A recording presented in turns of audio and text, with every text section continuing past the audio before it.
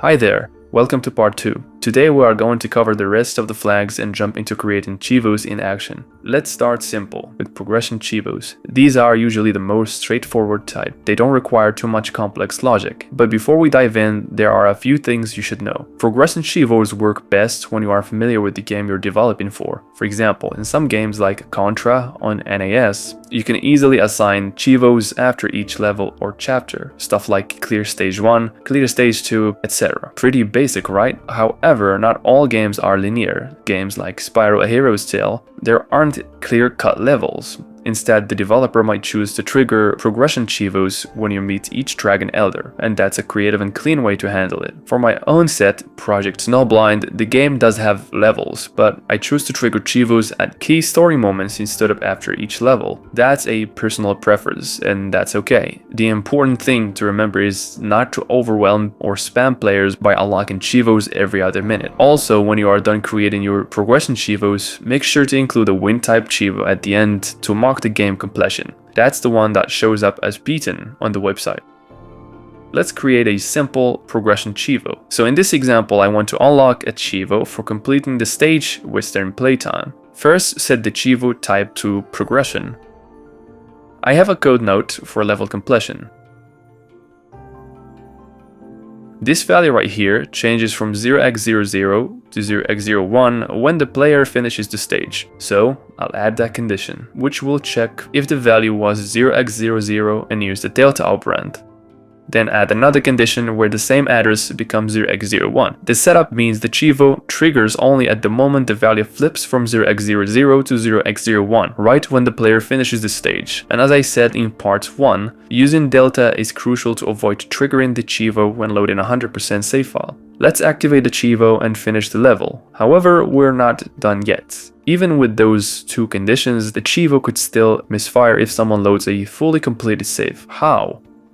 The value also changes from 0x00 to 0x01 will load in a 100% save file from the main menu, and to prevent it from that, we need at least 3 conditions. The first 2 conditions are obviously delta check and mem, and the third would be the level ID condition to verify the player is actually in the level, not just loading a save file. I already have a level ID code node saved, so I'll just add that as another condition.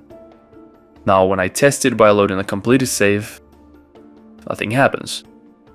What you should learn from this is that you really need at least 3 conditions in a Cheevo, no matter how simple it is.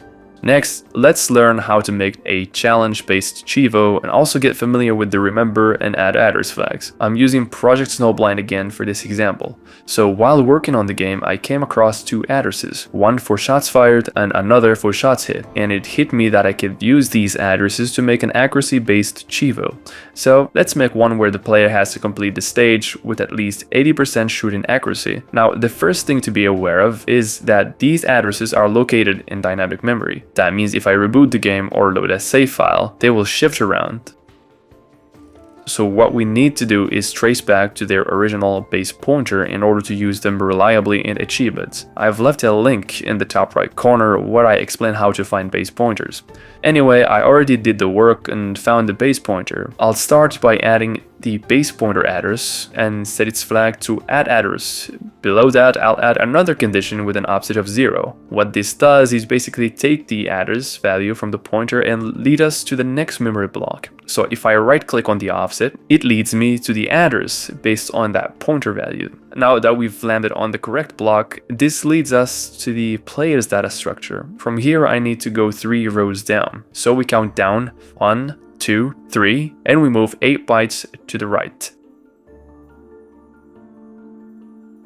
Now we add the last offset, 0x line 64, and that's where both shots fired and shots hit values are located. If I right click on that, it takes me straight to the variable. That means the Cheevo now has a reliable way to track those values even in dynamic memory. With that out of the way, let's move on to how we actually build the accuracy condition using remember and recall. So first I'll mark the shots fired address with the remember flag. At this point, it's important to switch the operand type to float and set the value to 0.0 because the values of shots fired and shots hit are in hexadecimal and we need to process them as proper floating point numbers to calculate accuracy. Set the comparison type to the plus sign and change the type to memory. And I'll paste the offset of shots fired here.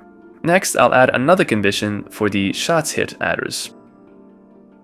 Now here's the logic. The division we're going to do will take the value from shots fired and divide it by the value we remembered earlier, which was shots hit. And with division, keep in mind that the second operand defines the data type for the result. So in this case, it becomes a float. We store the result of that division using recall. Then we multiply that recall value by a 100. Now for the actual check. We want to make sure that the resulting percentage is between 80 and 100. For that, I'll set a measured condition to check if the value is less than or equal to 100. And at the same time, make sure it's not lower than 80. Also, don't forget to turn on track as percent so it reads correctly. Once that's done, activate the Cheevo, and if everything's set up right, it should work properly.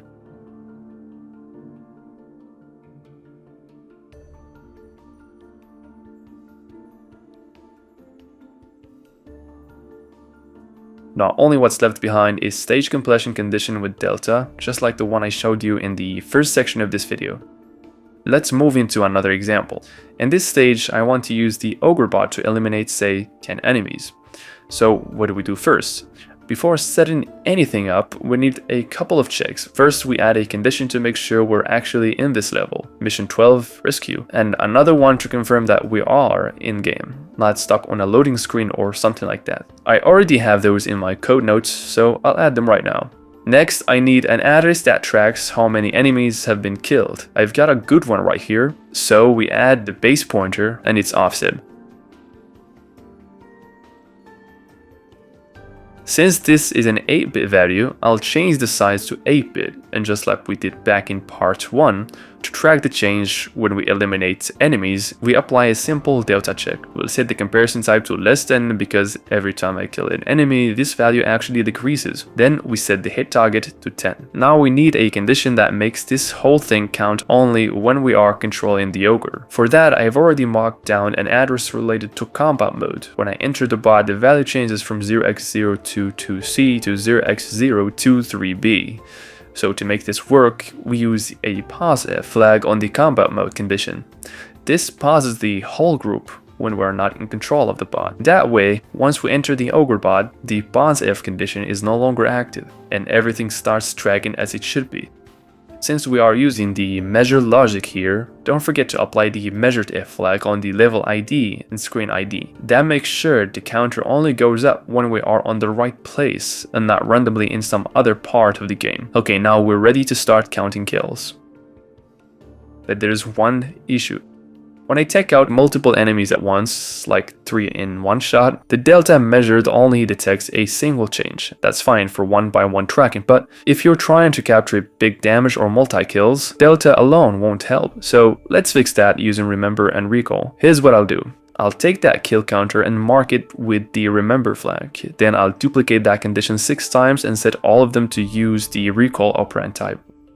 For the values, I'll leave the first recall to 0x01, then set the next 2 to 0x02, and the last 3 to 0x03. Then I'll assign the AddHits flag to each of those recall lines, but we still need something to actually accumulate those hits, so I'll add a dummy condition that absorbs the hit values. Now here delta is gone when we set the remember flag, but also there's no greater than or less than. We only see arithmetic symbols. The way this works is that we need to subtract that same value from previous frame. That will either equal 1, 2, 3 depending on the change itself. So we change the compare type to a minus, set that to delta and base the offset here as before. This really works, but now we have to tinker our delta logic because the kill value decreases when I kill enemies, not increases. The delta we set up works assuming an increase. So the fix here is simple. Flip the polarity. We swap the memory and delta values. Set delta on the right side and memory on the left one. Now, when the kill value goes down, the logic works the way we want. Let's test that.